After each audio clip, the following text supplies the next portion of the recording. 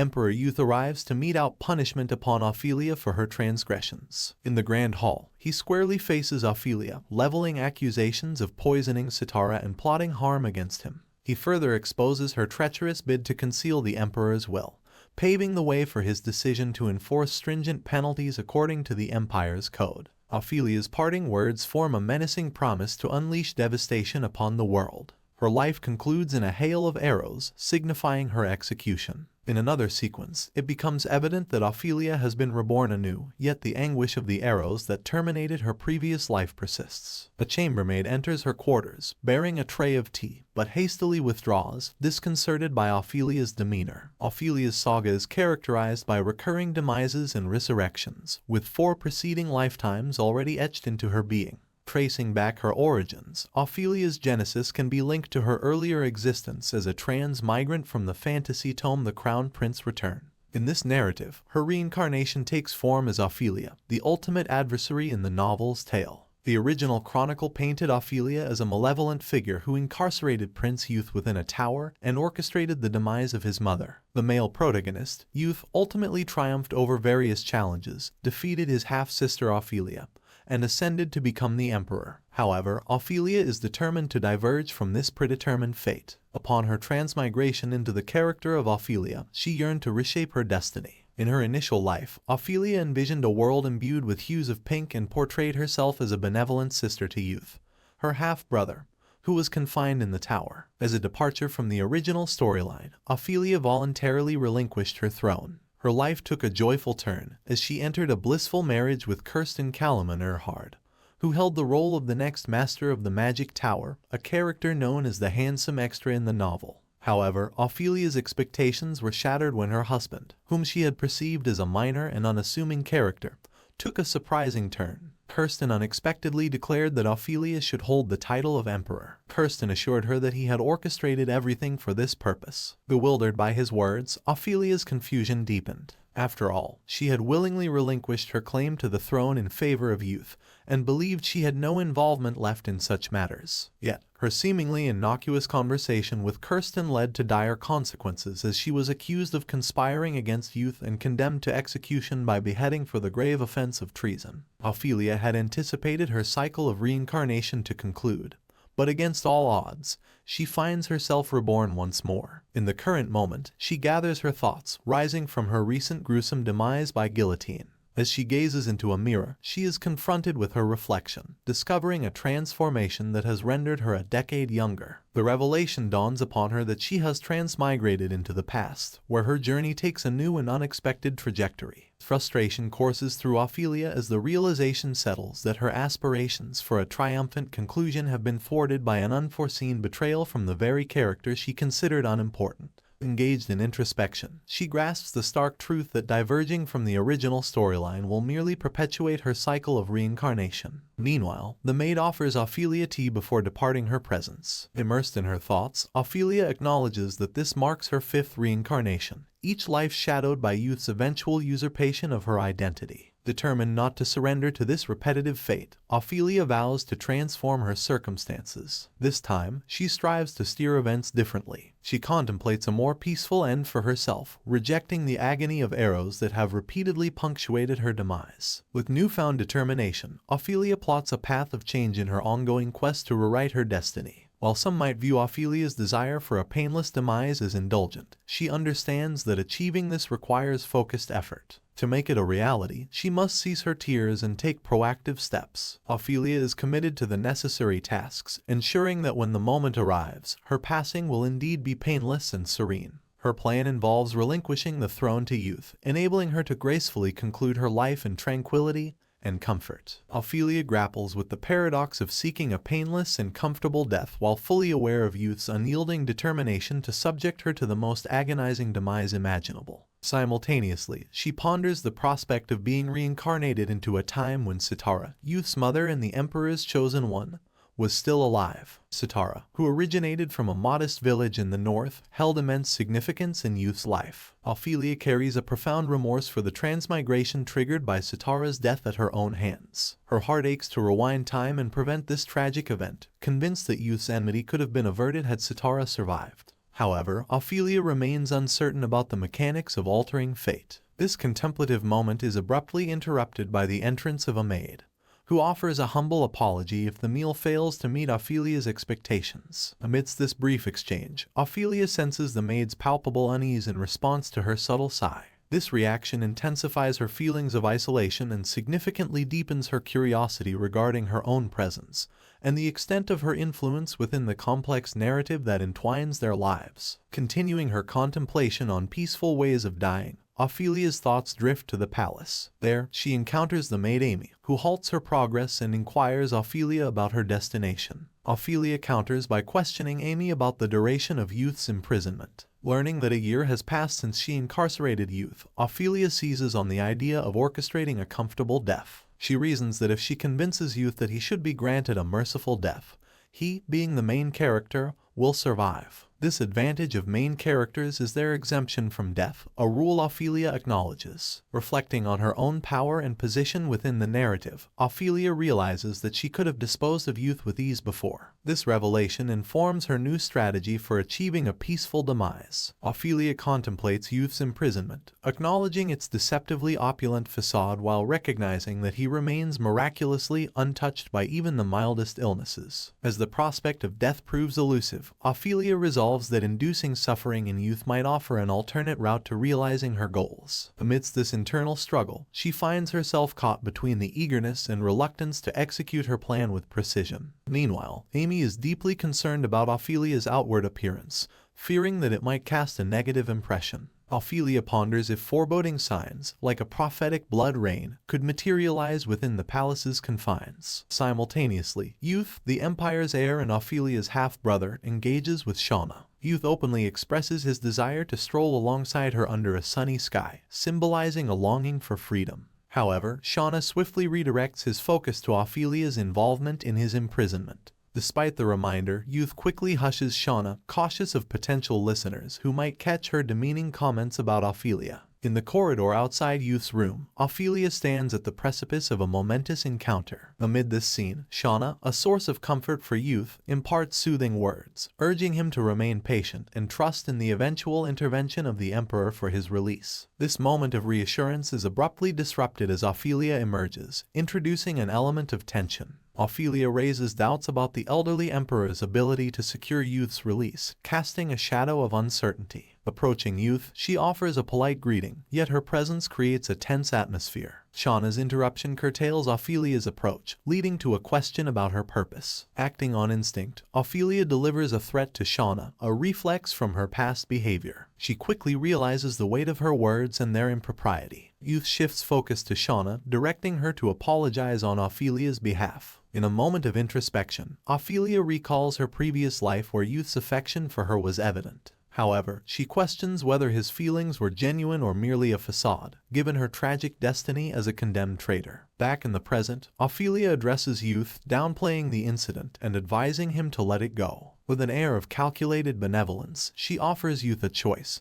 subtly probing his desire for liberation. This interaction highlights Ophelia's complex motivations, her shifting emotions, and her strategic attempts to steer the narrative away from its tragic trajectory, all the while navigating the intricate dynamics of her relationship with Youth. The maids stationed just outside the room find it difficult to believe Ophelia's unexpected offer to Youth. In response, Youth raises a probing question, asking if Ophelia's intent is to bring about his demise. Intrigued by this, Ophelia counters by asking Youth to elaborate on his assumption. Youth explains that he knows Ophelia well enough to understand that she wouldn't free him from the tower without a motive. He adds that even if she were to release him, he anticipates she might place him on a battlefield, which he views as an outcome no different from death. While observing Youth's unwavering determination to survive, Shauna joins the conversation, voicing her agreement with Youth's perspective. In the ensuing moments, Ophelia's focus intensifies on Youth, her gaze unwavering as she poses a pointed question. She inquires whether Youth is patiently awaiting their father, the Emperor, to engineer his rescue. Ophelia goes on to divulge to Youth that their esteemed father has become a source of mockery, depicted as an ineffectual and foolish ruler, which further fuels the tensions in their discourse. Ophelia suggests that their father's impending death might lead him to join Sitara in the afterlife. In a striking assertion, she declares herself the only one capable of extricating Youth from his confinement. Meanwhile, beyond the room's boundaries, Amy confides to another maid her perplexity at Ophelia's offer to liberate Youth, sparking speculation about Ophelia's intentions. Simultaneously, within the chamber, Ophelia implores Youth to fathom his predicament. As their conversation unfolds, Ophelia discerns in Youth's countenance an unwavering resolve, brimming with the same intensity of hatred that once sealed her own fate at the guillotine. After numerous cycles of reincarnation, Ophelia dedicates extensive contemplation to her initial life, acknowledging that the devastation wasn't solely Kirsten's fault, but a consequence of her own grievous actions. In her past existence, Ophelia converses with Sitara, remarking on the Emperor's emotional detachment.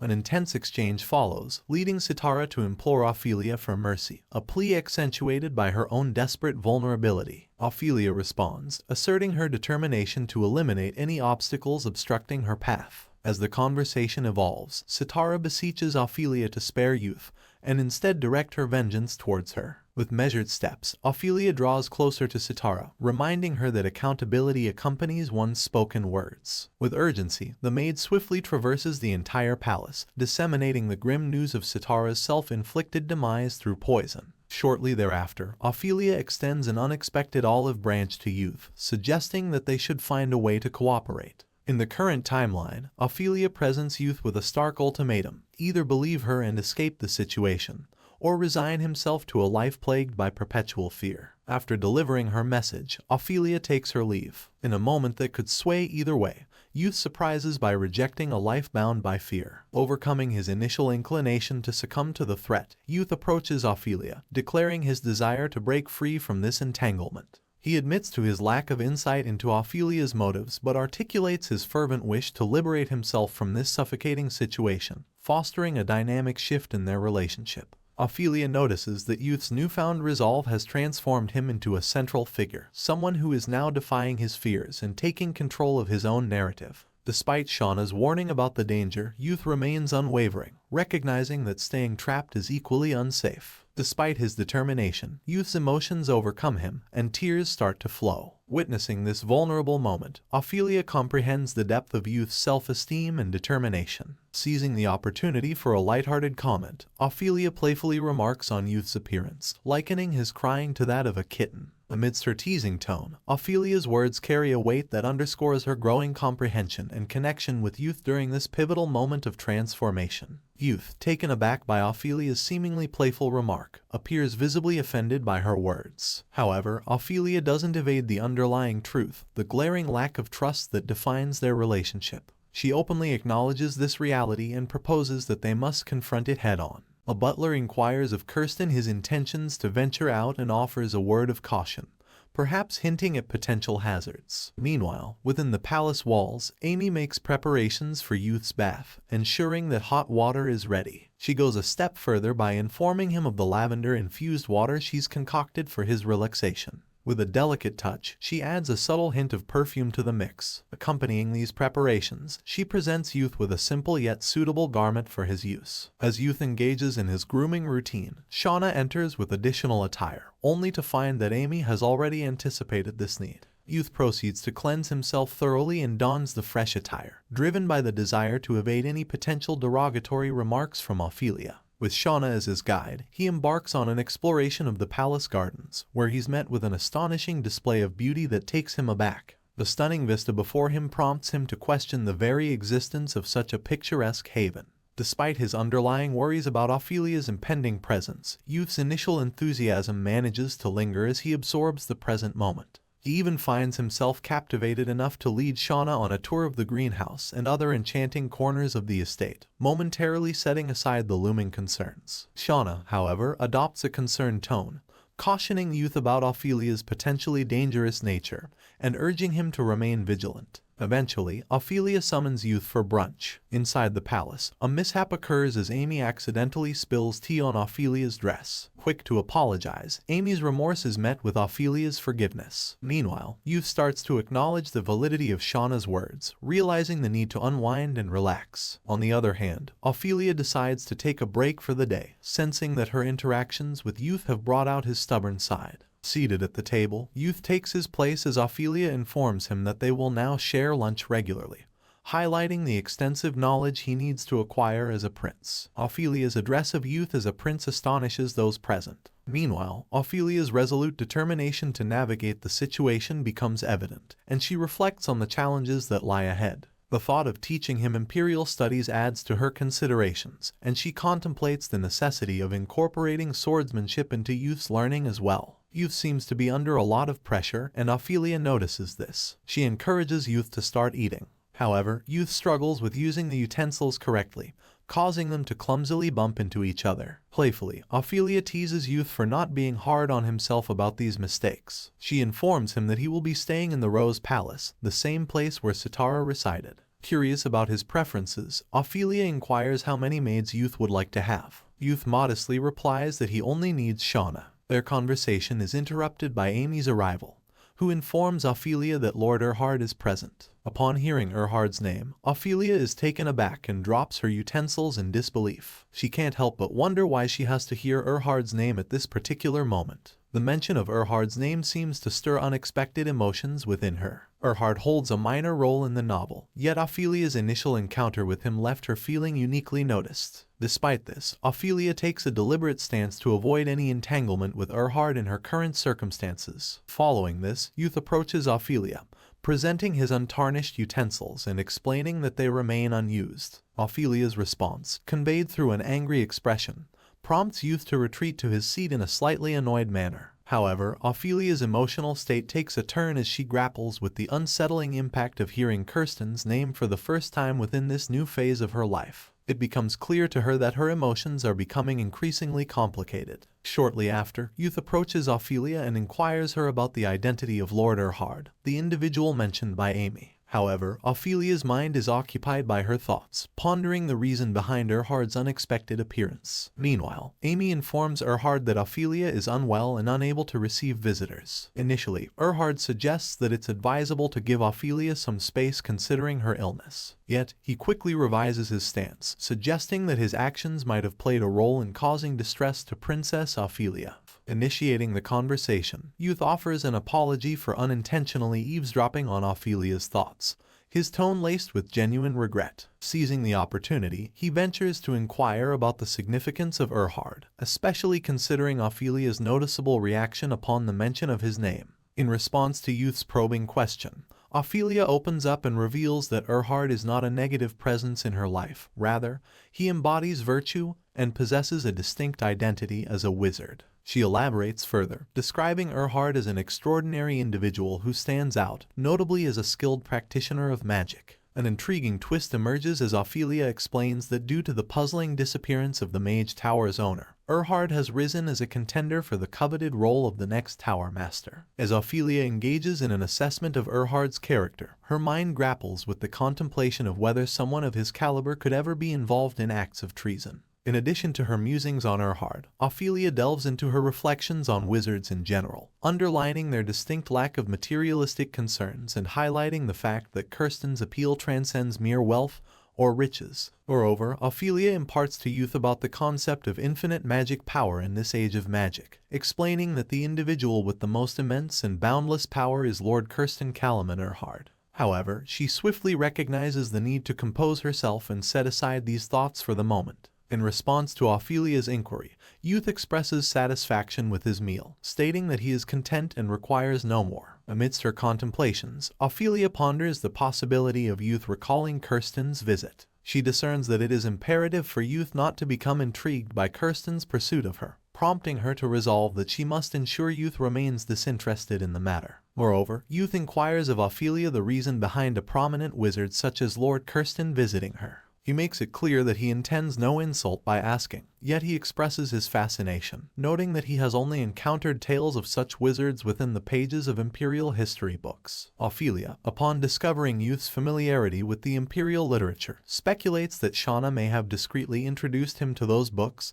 suggesting she might have found a way to sneak around the palace's confines. As Ophelia's suspicions about Shauna's involvement grow, Youth becomes acutely aware of the lie he just told her. Anxiety mounts within him as he contemplates the potential repercussions of his deception and the harm it might cause to Shauna. However, the atmosphere shifts as Ophelia rises from her seat, signaling that it is time for their audience with the Emperor at the hospital. She conveys this information to Youth, encouraging him to explore the new palace while they attend to their duties. However, Youth rises from his seat, expressing sincere regret to Ophelia for defying her instructions. To his surprise, Ophelia responds with a smile, leaving Youth somewhat perplexed as he contemplates whether she might be jesting with him. Despite his uncertainty, Ophelia chooses not to pursue the matter further, indicating that she won't be upset over a mere imperial history book. With that, she departs from the scene, leaving Youth to ponder the interaction. Meanwhile, Youth takes a moment to apologize to Shauna for inadvertently placing her in an uncomfortable situation. As Ophelia enters the palace, she finally finds a brief respite.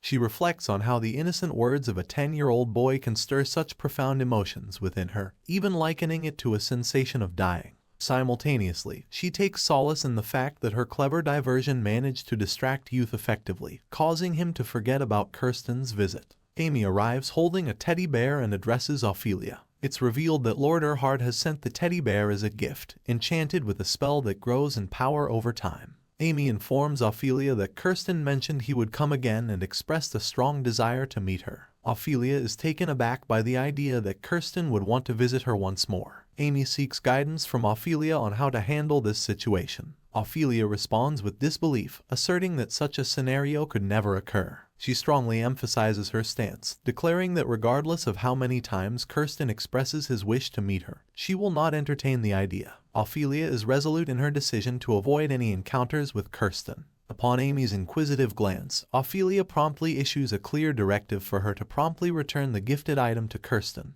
Amy, mindful of etiquette, raises concerns, yet Ophelia's response is swift and unequivocal. Growing weary of the recurring need for opulent attire during her interactions with the Emperor, Ophelia firmly resolves to overhaul this extravagant tradition upon her impending ascension to the throne. In a curious synchronicity, news swiftly courses through the palace, heralding the imminent visit of Princess Ophelia. Paradoxically, even as this announcement reverberates, Ophelia's enduring discomfort with her encounters with the Emperor persists undiminished. Her path invariably leads her deep into the Sun Palace's heart, where she stumbles upon the Emperor, lost in slumber. Seizing the moment, she deftly engages in her administrative duties, aiming for a swift completion and quiet departure. However, her intentions are thwarted as the Emperor awakens, causing an unforeseen disruption. In the ensuing moments, Ophelia takes the initiative to introduce herself formally to the Emperor, revealing a truth of profound import. Cain's Dine Redania is the shared father of both Ophelia and Youth, and he bears the exalted title of Emperor in this intricate tapestry of events. Cain's promptly requests Ophelia to close the door upon her entry, leading her to anticipate a conversation about Youth. As expected, Cain's reveals to Ophelia that he heard a disturbance during the lockdown but was unaware of its source. He admits his intention to groom Youth for the throne, highlighting his desire to see Youth as the next emperor rather than Ophelia. This topic, however, doesn't come as a surprise to Ophelia. Cain's life is bound by a tradition where he passes away each year. In response to the Emperor's query about Ophelia's ruthless demeanor, she retorts that she learned it from Cain's himself. This admission infuriates Cain's, who chastises her with the term naughty thing. Furthermore, Ophelia anticipates Cain's familiar act of splashing water on her head. Across various lifetimes, one where she was struck by an arrow, another where fever claimed her life, and yet another where fire consumed her, Cain's attitude toward her remained unaltered, even as Ophelia accompanied Youth and Kirsten. When the water glass is hurled her way, Ophelia deftly catches it, ready for Cain's predictable gesture. In their conversation, Cain admits his awareness of Ophelia's intention to kill Youth. In response, Ophelia confronts Cain, suggesting that had he fathered a legitimate heir with a noble lady, their current situation might have been avoided. Ophelia takes control of the situation by filling another glass with water, which she offers to Cain. During this exchange, she discloses that it is actually Youth who becomes the agent of her demise in each cycle. Ophelia assures Cain that he need not fret, as she is effectively handling the Emperor's affairs. Despite Ophelia's revelation about Youth's future as Emperor, Cain remains visibly surprised and taken aback. In response, Ophelia calmly informs Cain that Youth will ascend to the throne once he reaches the age of 20. As Ophelia prepares to depart, she instructs a maid to attend to Cain and inquires whether the maid serves as Cain's designated maid of honor. In that instant, Ophelia notices a telltale tremor in Cain's voice, betraying his emotional turmoil. With concern for Kane's well-being, Ophelia beseeches the maid to locate someone capable of caring for Kane's. She underscores the urgency by stating that if this isn't attended to promptly, dire consequences could follow, implying that Kane's condition could deteriorate rapidly. Concurrently, Ophelia grapples with her own emotions, attempting to persuade herself that her feelings toward Kane's are not those of romantic affection. The following day, Ophelia discovers that no one is willing to tutor youth, and he reassures her that it's not her responsibility. Faced with this dilemma, Ophelia proposes to personally oversee youth's studies for a temporary period. Although youth expresses concern due to Ophelia's busy schedule, she remains adamant. Ophelia stresses the importance of the Emperor's survival and the guards' effective protection. She believes in the significance of their roles in ensuring his well-being.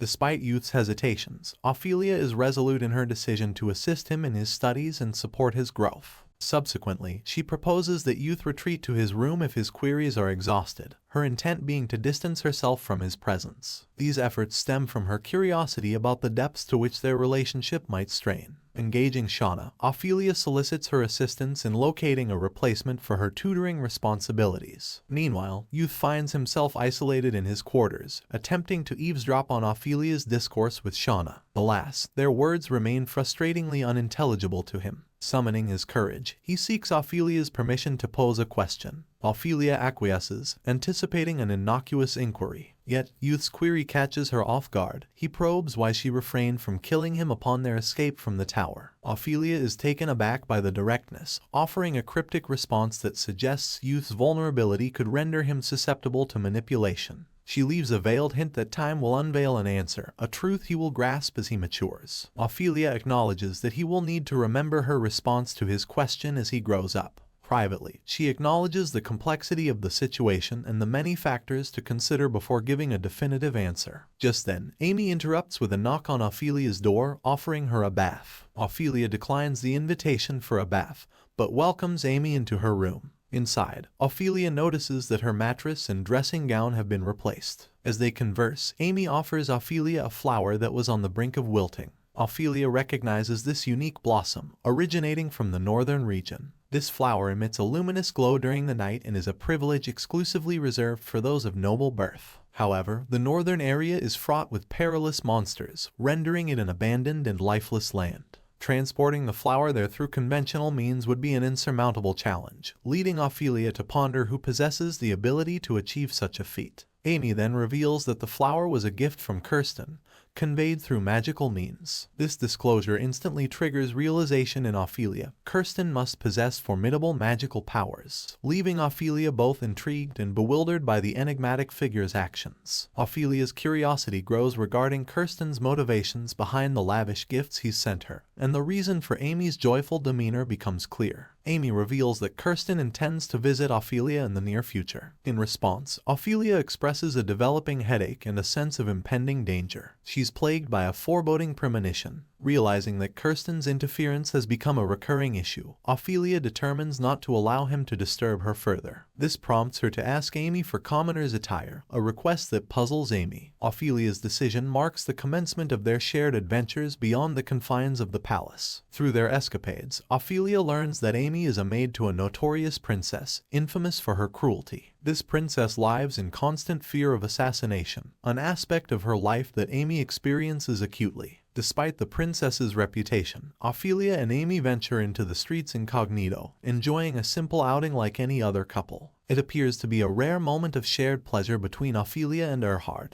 As they arrive in a suburban area, Amy expresses uncertainty about whether she's been there before. Meanwhile, Ophelia's balance falters, raising concerns for Amy's family's safety. Amy hopes for Ophelia to steady herself, aware of the potential consequences if she were to stumble. Amy ponders the outcome if Ophelia were to encounter an intoxicated man in the impoverished area, a scenario that soon unfolds as Ophelia bumps into such an individual in the slums. Embarking on their journey, Ophelia probes Amy about potential pursuers, hinting at the possibility of danger. Consumed by concern for Ophelia's safety and her family's welfare, Amy fervently implores her to return to the safety of the palace. Their disparate anxieties are evident, Amy's for her family and Ophelia's for the rugged path ahead. As Amy's apprehension grows, she again beseeches Ophelia to exercise caution. Ophelia, in response, urges Amy to lower her volume, wary that their loud voices might attract unwelcome attention. Amy, however, clings to the conviction that someone of Ophelia's stature shouldn't be navigating such a downtrodden area. Amidst this tense exchange, Amy's observance of intricately carved sidewalls inadvertently leads her to collide with a towering,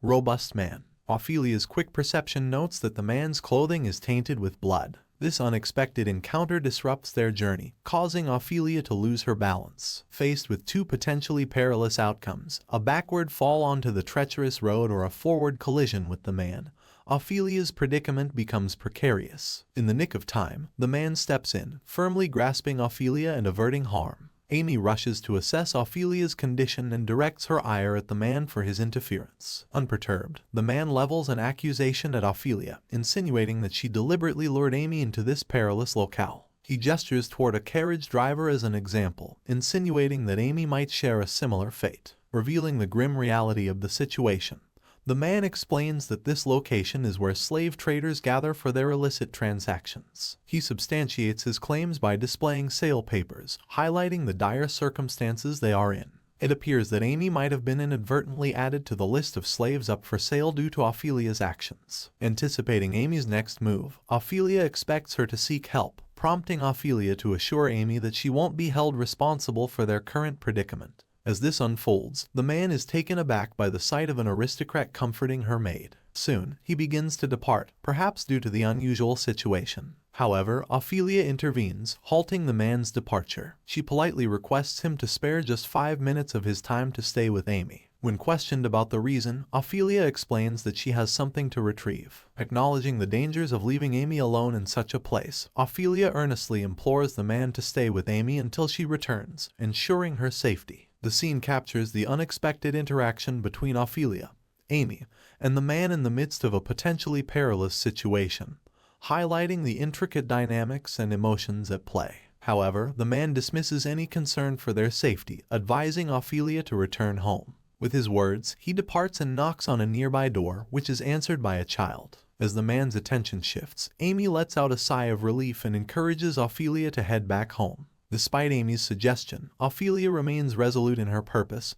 focused on a particular task. In the vicinity lies a pub frequented by members of an assassin guild. Ophelia informs Amy that she is there to buy a specific individual, a man named Now. A man who willingly embraced enslavement by the guild due to poverty now comes with a steep price for his purchase. Now's significance is deeply woven into the original plot of the novel, particularly his pivotal role in Ophelia's upcoming plan. The following day, Amy reminds Ophelia of their customary afternoon tea, yet Ophelia dismisses the notion. Unbeknownst to Amy, Ophelia has successfully acquired Now through a transaction. During a conversation with Now, Ophelia delves into the wounds marred across his body, but Now remains reticent about their origin. Instead, he emphasizes the paramount importance of Ophelia's newfound position as his mistress, signifying a marked shift in their interpersonal dynamics. Taking advantage of the situation, Ophelia seizes the chance to inquire about Now's injuries and the circumstances of his sale to her. Inquisitively, Ophelia ponders the identity of the person bold enough to reshape a pivotal character's role in the novel in such a manner. Now possesses eyes that seem to pierce through one's soul, coupled with an icy tone that reflects his aloofness and deep-seated hostility towards others, traits that have intensified since his days as an assassin. Yet, underneath this seemingly distant exterior, Now harbors a profound affection for his younger brother. Despite public perceptions, he stands as a cherished character within the novel. The idea of purchasing a battered slave like Now shocks the senses and defies belief. Ophelia confronts Now directly about his multiple bruises, now in the unexpected role of his mistress, driven by a quest for justice and a desire to mend the unjust harm inflicted upon him. The mere notion of his suffering kindles a fierce anger within her. Now opens up, revealing that these bruises were a result of punishments inflicted by his former master, Guild Jean, driven by resentment over Now's sale to a noblewoman. However, the specifics of Now's suffering fade in significance as Ophelia remains resolute in asserting her dominion as his mistress, despite her perception of his relative innocence in the situation. She goes on to request that Now unbind himself, a request he complies with. Drawing closer, Ophelia adheres to established protocol and removes his blindfold.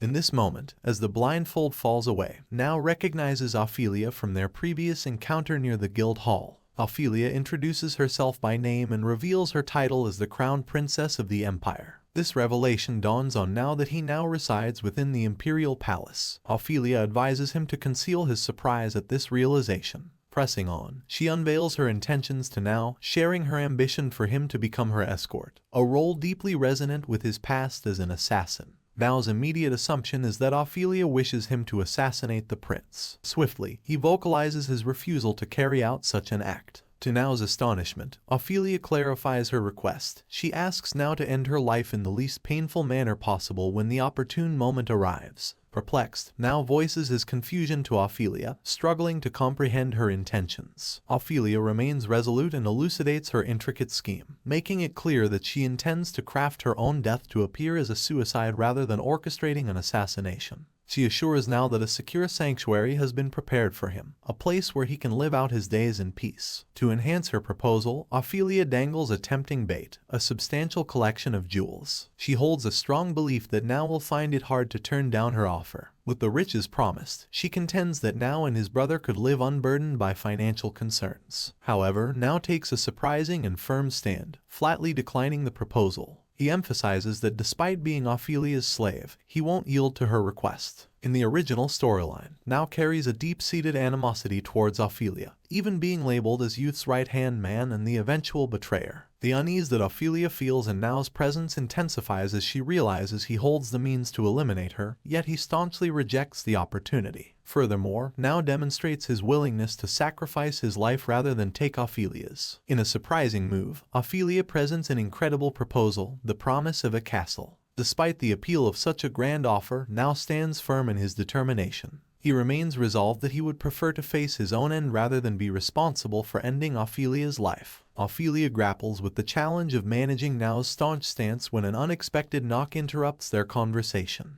Despite the disruption, Ophelia is determined not to permit any interruptions during this pivotal discussion. The visitor at the door reveals itself as Youth. Swiftly, Ophelia realizes the urgency of swaying Now to her side before his encounter with Youth. She acknowledges the critical importance of winning Now's allegiance, even as she grapples with the intricate balance required to achieve this objective. In the midst of this, the circumstances are ripe for potential misunderstandings. Simultaneously, Now persists in reiterating his plea for Ophelia to be the one to end his life. Following this, Ophelia leaves to rendezvous with Youth, extending an invitation for him to join her at the capital's festival. Youth is momentarily surprised by this unexpected proposal, inquiring if Ophelia intends for them to depart immediately. Ophelia confirms his suspicion. Meanwhile, Now remains seated, his mind filled with confusion as he tries to grasp the unfolding events before him. In the original narrative, Now's sibling, Neu, finds themselves amidst the ongoing festival within the capital. Neu's objective is to earn some money by selling flowers or even resorting to pickpocketing from unscrupulous individuals. This pursuit is born from Neu's pressing need to financially sustain themselves, particularly since Now is unable to return home.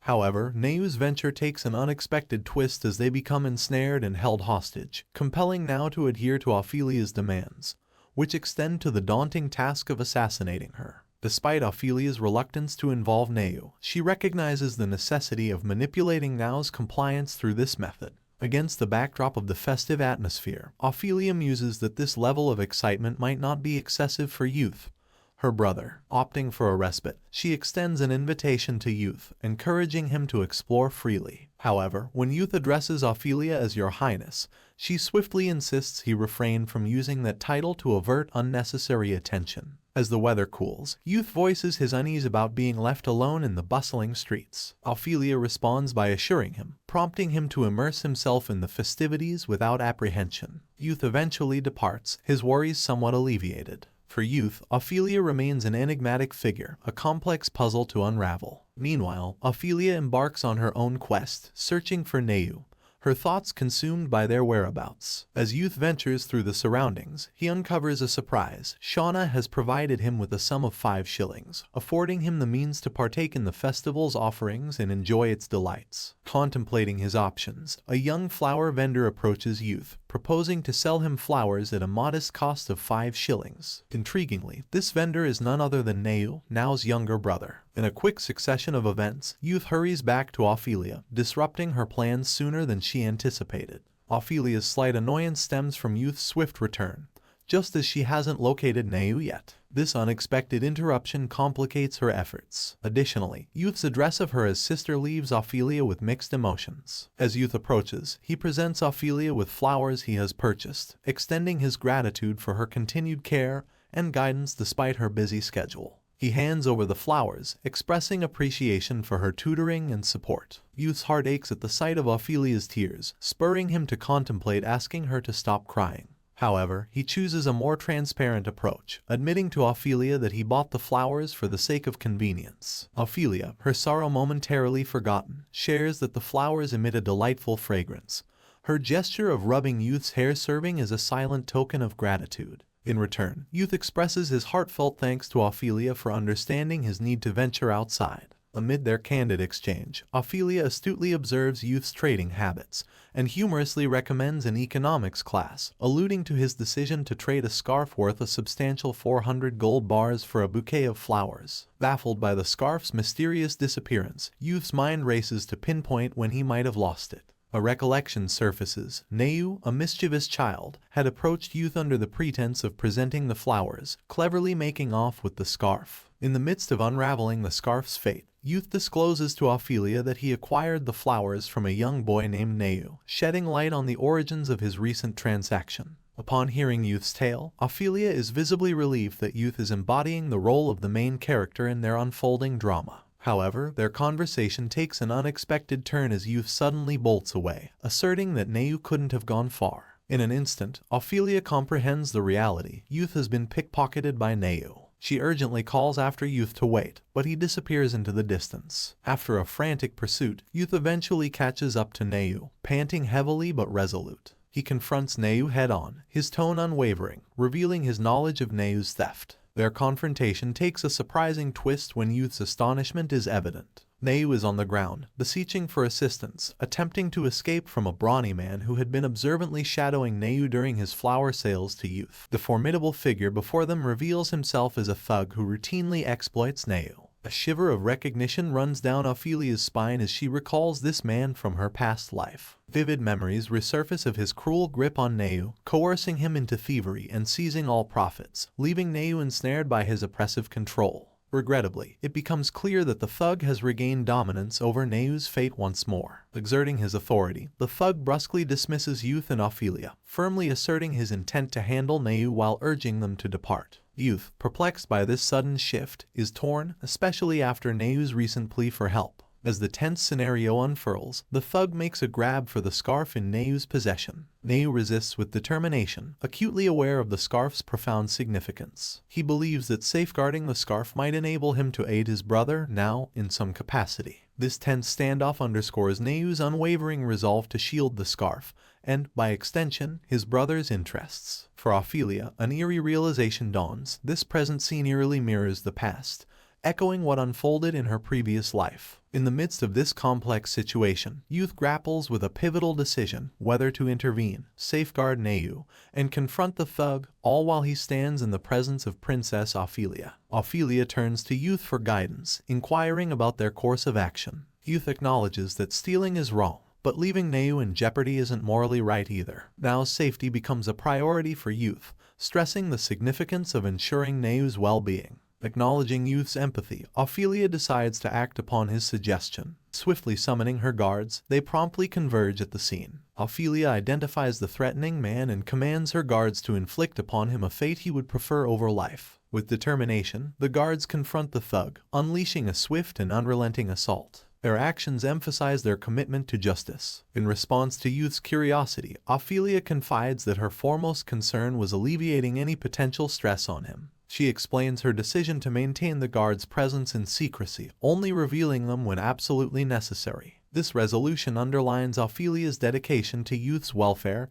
and her pursuit of righteousness. In the aftermath, Ophelia approaches Neu with assurance, confident he will recognize her aid. Neu's eyes brim with gratitude as he tearfully clutches Ophelia's hands, expressing heartfelt thanks for her intervention. Returning to the imperial palace, Neu finds solace, resting his head on Ophelia's lap and easing into peaceful slumber. This sequence underscores the depth of Ophelia's compassion and her growing role in Neu's life. Ophelia acknowledges that Youth's influence made it easier for her to connect with Neu. She reassures Youth not to worry, explaining that Neu's exhaustion led to his sleep. However, a thought lingers in Ophelia's mind, whether Neu's goodness is an inherent trait or a result of his bond with his brother, Now. Addressing Now, Ophelia informs him that Neu is now under her protection. In response, Now's acknowledgement comes in the form of a grunt, signifying his understanding of the situation. This sequence of events emphasizes Ophelia's evolving connection with Neu and her growing responsibility toward him. Asserting her authority, Ophelia presents Now with a choice: submit to her commands or face dire consequences for both him and Neu. In response, Now humbly kneels, pledging his unwavering loyalty to Ophelia and expressing eternal gratitude for sparing him and his brother. Ophelia's strategic maneuver bears fruit as Now's allegiance is now fully devoted to her. To solidify this newfound loyalty, Ophelia bestows upon Now a ring with shape-shifting abilities, a rare item fashioned from magical stones. Alongside this gift, she bestows him with a new identity, Sir Philip, and urges him to embrace this persona while cautioning him against any carelessness. As Now reflects, he gathers the courage to present a request to Ophelia, marking a pivotal moment in their dynamic. This exchange underscores Ophelia's strategic prowess and Now's potential significance in the unfolding narrative.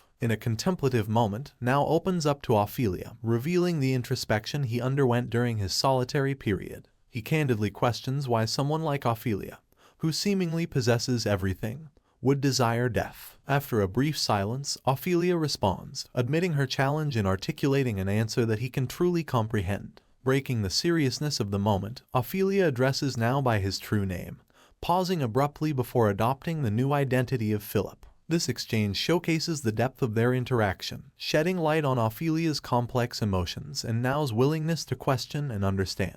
On the following day, Ophelia gathers Youth, Neu, and the children. She declares that Youth will now reside in the crossbow and urges him to foster good relations with the others. She hints at introducing someone to Youth, assuring that this individual will serve him in the future. Ophelia presents Philip, who has undergone a complete transformation. Ophelia expresses her satisfaction with magic's transformative capabilities, enabling Philip to achieve a vastly different, much leaner appearance. Observing Philip's new look, Youth playfully remarks that Philip seems ready to be carried away by the wind. This nearly shatters Philip's composure, pushing him close to breaking character. Ophelia intervenes swiftly, instructing Philip to compose himself and reminding him of his role as a servant, not an assassin. Philip regains his demeanor, apologizes, and admits his adjustment to his new identity is a work in progress. This exchange showcases the intricacies of Ophelia's plan and the challenges that Philip faces in his transition from his previous life. Following Philip's gratitude, both Youth and Neu reciprocate with their thanks. With the festival concluded, winter looms, and the narrative shifts to the events after the emperor's passing. Although Ophelia's eventual demise remains inevitable, the circumstances surrounding it have changed. This time, Ophelia aims to avert a grim fate at Youth's hands, redirecting it towards Now, her once assassin. Inquisitive, Now broaches the topic of Neu's presence and motivation. He observes that Neu's stay in the palace doesn't seem compelled by threats. Ophelia clarifies that Neu, much like Now, was hired as Youth's companion. Neu's decision is substantiated by paperwork Ophelia meticulously prepared, assuring his safety, offering a dwelling, and an astounding sum of money that would secure his future. Neu's astuteness in examining the offer leads him to question his own merit relative to his older brother. This contemplation showcases Neu's introspective nature, intertwined with the intricate dynamics among Neu, Now, and Ophelia. The tale continues to delve into complex relationships, fateful decisions, and the interplay of destiny and choice. Additionally, Now attempts a veiled threat, insinuating potential harm to Neu. Swiftly, Ophelia intervenes, questioning whether Now intends to take her life. Now earnestly reiterates his gravity, prompting a tense exchange. Abruptly, an odd smoke envelops the scene, and Ophelia's balance falters, yet Now's quick reflexes allow him to catch her mid-air. Amidst the confusion, Now accuses the smoke of being an assassination attempt on Ophelia. Averting disaster, Ophelia identifies a peculiar rabbit darting around, causing the unusual disturbance. Amy, a newcomer, arrives, apologizing to Ophelia. She explains that while Ophelia was at the festival, Kirsten visited and enchanted the garden. Now's immediate response is to rid themselves of the source of the spell. Amy, however, pacifies him, clarifying that this was merely a friendly gesture from Kirsten. This turn of events underlines the unpredictability and magical intricacies that characterize Ophelia's world. Amidst potential danger, the introduction of Amy and the mischievous magic adds a layer of complexity to the narrative, showcasing the interplay of various characters and their abilities. Out of the blue, the rabbit playfully hops onto Now, prompting Ophelia to validate Now's concerns and concur that confronting Kirsten is imperative. Despite her initial skepticism, Ophelia's thoughts veer toward deciphering Kirsten's intentions. However, as she holds the rabbit, its undeniable cuteness elicits an unexpected admiration, prompting her to ponder why Kirsten consistently seeks her out despite her attempts to evade him. In due course, Ophelia commences her journey toward the Erhard mansion. Amy queries her decision, recalling Ophelia's prior refusal to engage with Kirsten. Amy's curiosity centers on Kirsten's forthcoming actions once he and Ophelia inevitably cross paths. This inquiry highlights the suspense and intrigue surrounding Kirsten's enigmatic character and the evolving connection between him and Ophelia. The narrative continues to explore the intricacies of relationships, choices, and the allure of the unknown. Continuing through the night, Amy informs Ophelia they've reached Erhard mansion. Exiting the wagon, Ophelia spots Kirsten observing her from his mansion's window. The moonlight adds an eerie touch to the scene. With Amy's prompt, Ophelia advances, torn between curiosity and unease. The mansion holds mysteries, and Kirsten's presence intensifies her apprehension, leaving her to ponder his connection to the enigmatic estate. Ophelia's conviction wavers as she ponders her decision to visit Kirsten, questioning its wisdom. While Kirsten showers, Ophelia waits, plagued by doubt over her choice. Regret gnaws at her, wondering if she should have disregarded Kirsten's bewitching garden spell. Uncertainty clouds her perception of Kirsten's current character. Although he betrayed her in a past life, she remains uncertain about his identity in this one. Ophelia's awareness of youth contrasts with her limited knowledge of the princess. Lost in thought, she revisits past encounters with Kirsten, only for his sudden arrival to startle her. As Kirsten expresses surprise at the princess's visit, Ophelia belatedly realizes his concealed yearning for greater power, explaining how she missed the signs due to his adept emotional disguise. Believing it's a significant matter, Kirsten assures Ophelia he would have sought her out if something were amiss. With courtesy, Kirsten inquires Ophelia about her purpose. Irritation prickles within Ophelia, resenting Kirsten's ability to manipulate situations. Annoyed, she bluntly informs him that she's here to make a request to his elder brother, Sir Assad. Hearing this, Assad feels honored by the princess's approach. Ophelia can't help but admit her initial annoyance that Kirsten's initiative preempted hers. Moreover, Ophelia acknowledges Assad's renowned martial prowess, to the extent that she contemplated requesting him to become the prince's swordsmanship instructor. Assad expresses his gratitude for the honor. Kirsten then suggests a conversation in the living room, while also addressing the concern about the danger of Assad's training grounds. Ophelia counters this concern by sharing her recent encounter with danger, and the assistance she received from an initially reluctant yet skilled individual. She argues against avoiding challenges, emphasizing the importance of confronting them. Ophelia uses a sword as a metaphor, indicating that challenges should be like the sword, strong and resilient. She attempts to lift the sword, but it proves too heavy. Swiftly, Kirsten employs his magic to raise the sword, offering it to Ophelia as a gift. Shifting focus, Kirsten guides the conversation back to the main point. Ophelia acknowledges she's conveyed her purpose and apologizes for the late hour of her visit. However, Kirsten insists on retaining Ophelia's presence, offering a receptive ear for anything she wishes to share. This persistence intrigues Ophelia, leaving her impressed by Kirsten's enigmatic nature. Succumbing to his persistence, Ophelia raises a new topic, the prince's need for help in various subjects. Kirsten promptly agrees to assist the prince in his educational pursuits. Yet, Ophelia requires one more favor. She requests Kirsten to revitalize a significant flower gifted to her and cast a preservation spell upon it. Kirsten complies, albeit with some difficulty. As he weaves his magic, a gentle, warm light emanates, triggering a sense of familiarity within Ophelia. This light evokes memories of her past lives, casting a nostalgic aura over the scene. Kirsten transforms the dagger into a larger sword, extending the gift to Ophelia. In response, she graciously declines, suggesting that such valuable gestures aren't necessary. Kirsten, undeterred, maintains his resolve, insisting that Ophelia merits even more valuable presents. He introduces the notion of offering something intangible, a seemingly ordinary flower, which he claims holds immeasurable significance. Meanwhile, during a council meeting, Duke Sarkart, Ophelia's maternal grandfather and a skilled statesman, asks about her enjoyment of the festival outing and assigns her the responsibility of overseeing state affairs. Ophelia inquires to the council members about the meeting's agenda and learns of a concerning development. A group of therapists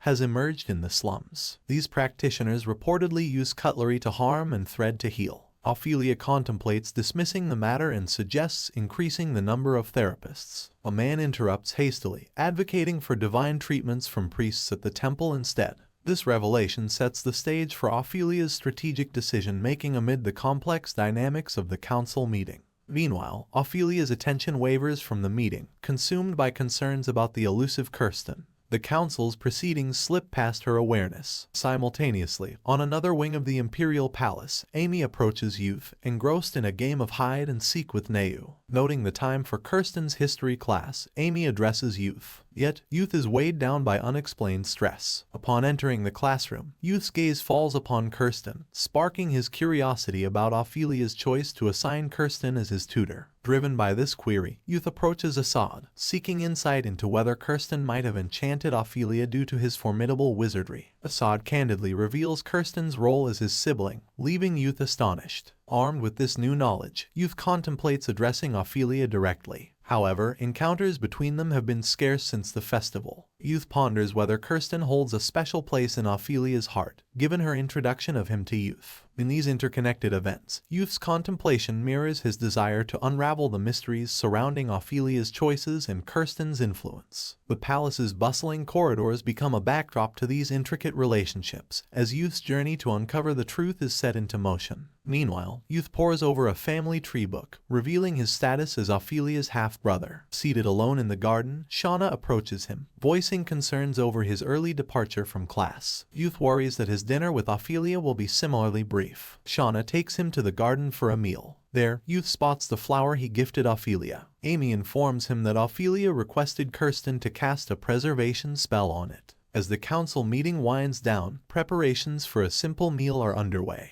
Ophelia, noticing the meeting's end, prepares to depart, mentioning the prince's weight. Unexpectedly, Sarkard emerges behind her, asserting that Youth is the issue. In this interconnected web of events, Youth's revelations about his relationship with Ophelia shed light on their complex dynamic. Shauna's presence provides a supportive touch to Youth's concerns. Meanwhile, Ophelia weighs the option of conversing with the shrewd Sarkard or returning to the palace for a meal with Youth. Opting for the latter, she excuses herself and engages in dialogue with Sarkard shortly after. Simultaneously, Youth recalls Ophelia's commitment to sharing lunches and his assumption that she would discard the flowers. Anticipating Ophelia's arrival, he turns, only to discover Neu present instead. Neu joins him at the dinner table as substitutes for Ophelia's company. In a parallel event, Ophelia arrives at the Grand Palace of the God of Honor. Ophelia grapples with her reason for being there. Leaving the council meeting, she encounters Assad, prompting her to question his attendance at the Empire's internal gathering.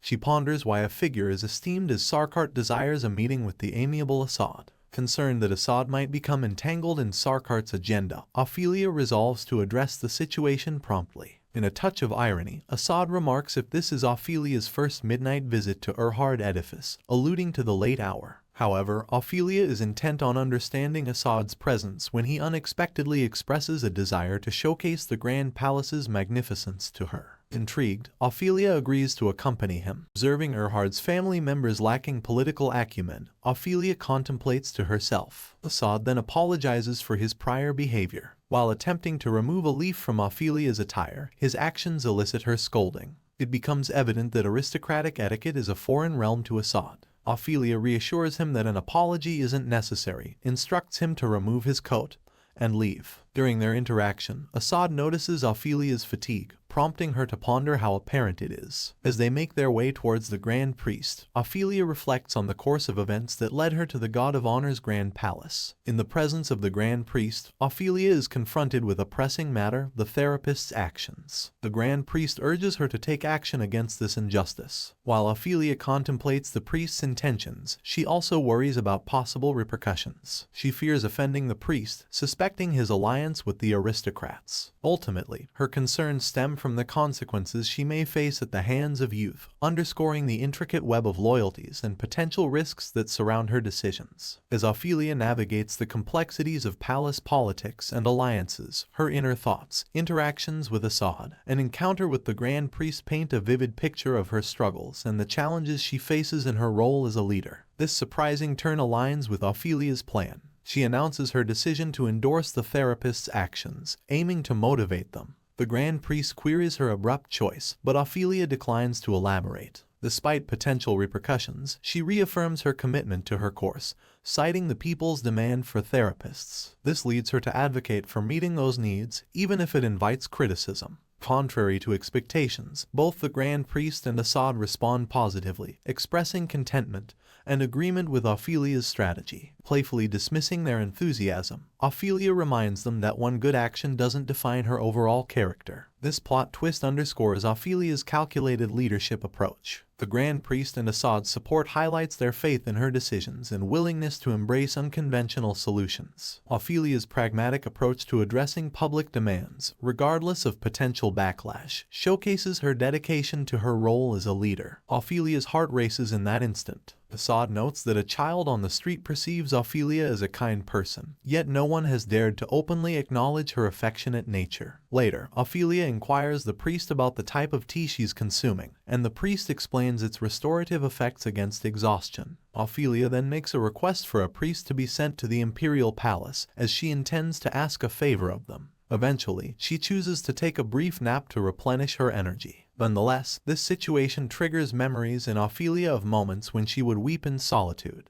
However, her current imperative is to find respite and momentarily shelve her thoughts. Ophelia's heart is stirred with compassion for youth, who endures an abundance of pain. Alternatively, these reflections might serve as Ophelia's way of offering herself solace and psychological preparation as she braces for the impending approach of death. In this introspective juncture, Ophelia's emotions and contemplations intertwine, underscoring the intricate tapestry of her emotional state and her approach to confronting the uncertainties ahead. And that wraps up another thrilling recap.